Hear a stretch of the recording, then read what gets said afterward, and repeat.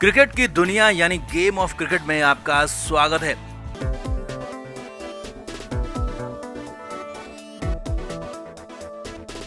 भारत और वेस्टइंडीज के बीच अहमदाबाद में पहले वनडे मैच में टीम इंडिया ने शानदार खेल दिखाया है। हालात ये हो गए कि वेस्टइंडीज की इतनी शर्मनाक हालत होगी, इतनी बुरे हालात होंगे, किसी ने सोचा नहीं था। और रोहित शर्मा की वनडे कप्तानी का शानदार आगाज हुआ है। अब इस मैच में जब वेस्टइंडीज के विकेट्स की झड़ी लग रही थी, एक के बाद एक विकेट लगातार गिर रहे थे, तो 22वें ओवर में जबरदस्त ड्रामा हो गया। हालात ये हो गए कि कप्तान रोहित शर्मा के लिए अग्नि परीक्षा जैसी कंडीशन हो गई। विराट कोहली रोहित के आगे जिद करते रहे, लेकिन पंत रोहित को रोकते रहे, मना करते रहे, लेकिन फिर भी रोहित ने विराट कोहली की खातिर, विराट की जिद की खातिर बहुत बड़ा रिस्क ले लिया। और फिर जो हुआ वो मजेदार था, इतना मजेदार कि इसे स्टार स्पोर्ट्स को 4 से 5 बार रिप्ले तक में दिखाना पड़ा। तो क्या हुआ मैदान में 22वें ओवर में ड्रामा आपको दिखाते हैं, बताते भी हैं सब कुछ। आप भी इस वीडियो को शेयर करें और कमेंट करके पूरे इंसिडेंट पर अपनी राय जरूर दें।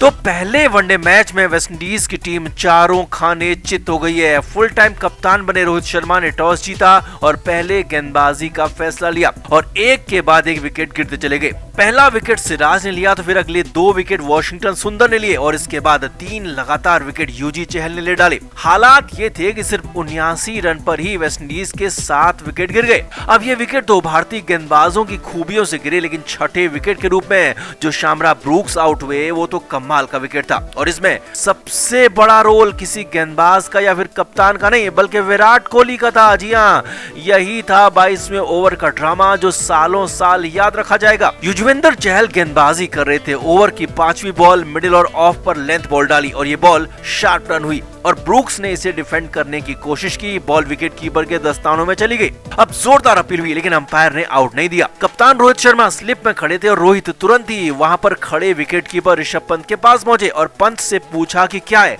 डीआरएस लें कि नहीं लें, क्या बॉल बैट पर लगी है नहीं। तो यहाँ पर ऋषभ पंत ने साफ मना कर दिया। जी हाँ, पंत ने रिव्यू लेने से मना कर दिया, लेकिन तभी मिड ऑफ से दौड़ते हुए विराट कोहली आए और रोहित कहते हुए विराट कोहली स्टंप्स के पास रोहित शर्मा के पास पहुंचे। विराट कोहली ने आते ही कहा, रोहित बॉल लगी है, बॉल बैट पर भी लगी है और पैड भी बैट पर लगा है। जिस पर तुरंत ही ऋषभ पंत कहते हैं, भाई मुझे तो नहीं लग रहा। फिर विराट दोबारा कहते हैं, रोहित 100% बॉल लगी है, रिव्यू लो।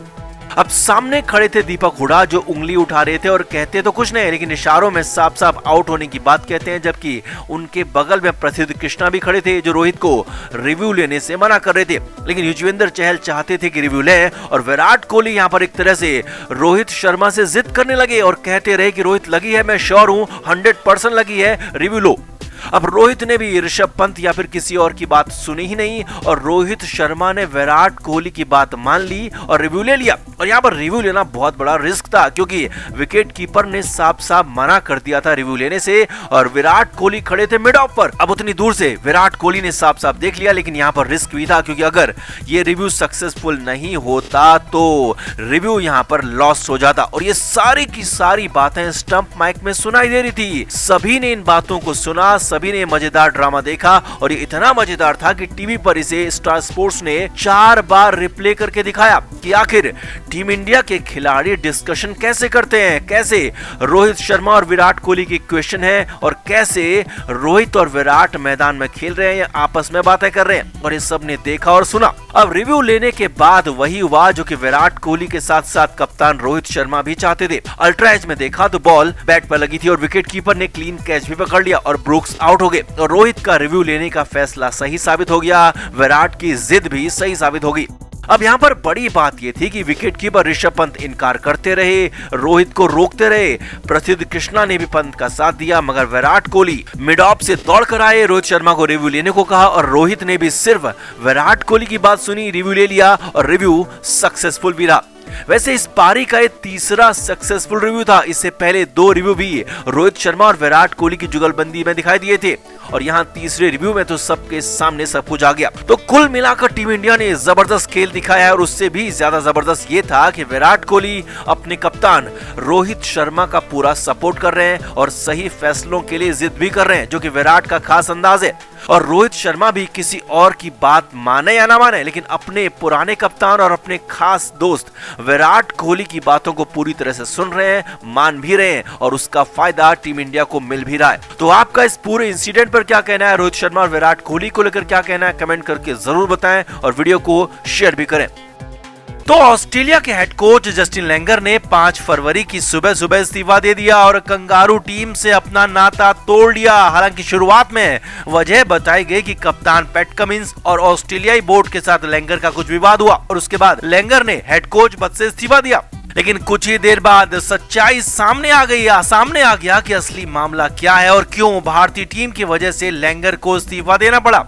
असल में जस्टिन लैंगर का कोच के तौर पर कार्यकाल बेहद सफल रहा है। लगातार 2 बार एशेज सीरीज में कंगारू टीम जीती और इस बार तो 4-0 से अंग्रेजों का सुपड़ा साफ कर दिया। यही नहीं, इससे ठीक पहले T20 वर्ल्ड कप में भी ऑस्ट्रेलिया को पहली बार विश्व विजेता बनाया, वर्ल्ड कप अपने नाम किया। इसके अलावा भी कई सारी सीरीज में जीत दर्ज की।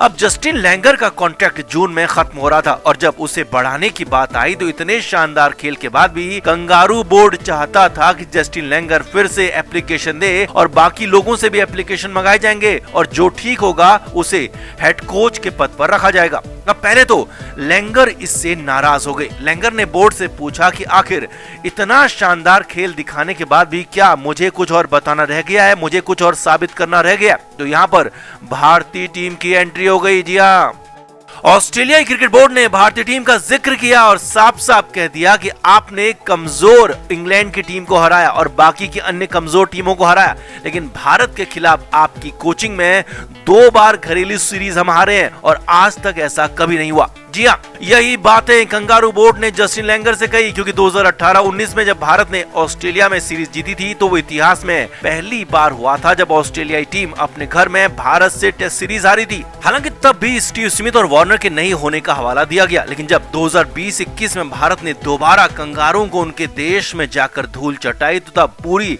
सितारों से सजी कंगारों की टीम थी और भारत के साथ इन्हीं 2 सीरीज में हुई हार पर लैंगर से सवाल पूछ लिए गए। लैंगर से पूछ लिया गया कि आप इन 2 सीरीज की हार का जवाब दो, आपसे दोबारा सवाल नहीं पूछा जाएगा। बस फिर क्या था? खबर है कि जस्टिन लैंगर और क्रिकेट ऑस्ट्रेलिया अधिकारियों के बीच भारत को लेकर, भारतीय टीम को लेकर, टीम इंडिया की जीत को लेकर खासी बहसबाजी हुई और उन 2 सीरीजों में कप्तानी करने वाले विराट कोहली और अजिंक्य रहाणे के कारण सुबह सुबह जस्टिन लैंगर को ऑस्ट्रेलिया के हेड कोच के पद से इस्तीफा देना पड़ा। अब हालात ये है कि लैंगर को पद छोड़े हुए कुछ घंटे भी नहीं हुए थे कि लैंगर को इंग्लैंड ने लपक लिया। जी हाँ, जस्टिन लैंगर अब इंग्लैंड के हेड कोच बनने जा रहे हैं। एशेज में हार के बाद इंग्लैंड ने अपने कोच क्रिस सिल्वरवुड को बर्खास्त कर दिया है और इंग्लैंड बोर्ड ने सुबह सुबह जस्टिन लैंगर से संपर्क कर लिया और लैंगर ने भी तुरंत हामी भर दी और जल्दी जस्टिन लैंगर इंग्लैंड के हेड कोच के रूप में काम करते हुए नजर आएंगे।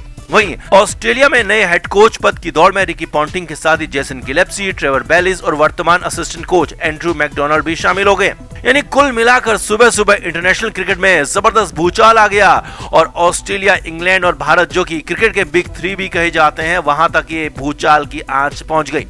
तो आपका क्या मानना है? क्या भारत की वजह से जस्टिन लैंगर का इस्तीफा सही है और क्या इंग्लैंड लैंगर को कोच बनाकर सही कदम उठा रहा है या फिर गलती कर रहा है? कमेंट करके आप भी जरूर बताएं, वीडियो को शेयर भी करें। क्रिकेट के हर नए अपडेट के लिए गेम ऑफ क्रिकेट को सब्सक्राइब करें और उसके बाद बेल आइकन को प्रेस करना ना भूलें ताकि सिर्फ आपको मिले गेम ऑफ क्रिकेट की हर खबर सबसे पहले।